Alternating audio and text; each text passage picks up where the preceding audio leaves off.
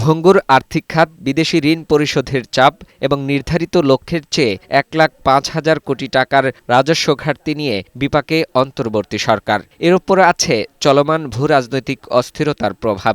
এসব বিশ্লেষণ করে গবেষণা প্রতিষ্ঠান সিপিডি বলছে, সহসাই নিয়ন্ত্রণে আসবে না মূল্যস্ফীতি।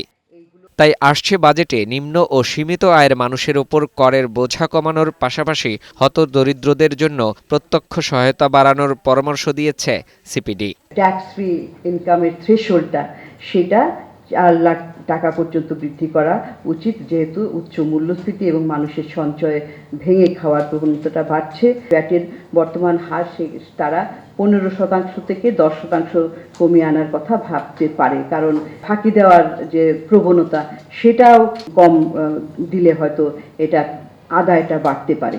অর্থনীতির ভিত শক্তিশালী করতে ক্ষুদ্র ও মাঝারি খাতের ওপর কর কাঠামো পুনর্বিবেচনার তাগিদ দেন প্রতিষ্ঠানটির নির্বাহী পরিচালক।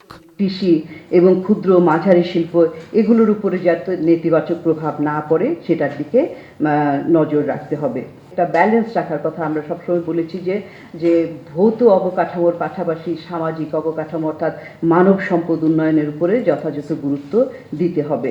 আসন্ন বাজেটে রাজস্ব কাঠামো আমূল পরিবর্তনের সুযোগ কাজে লাগাতে সরকারের প্রতি আহ্বান জানান প্রতিষ্ঠানটির ফেলো। বাজার সুবিধা নির্ভর প্রতিযোগিতা সক্ষমতা থেকে আমাদের দক্ষতা এবং উৎপাদনশীলতা নির্ভর প্রতিযোগিতা সক্ষমতায় উত্তরণ করতে হবে।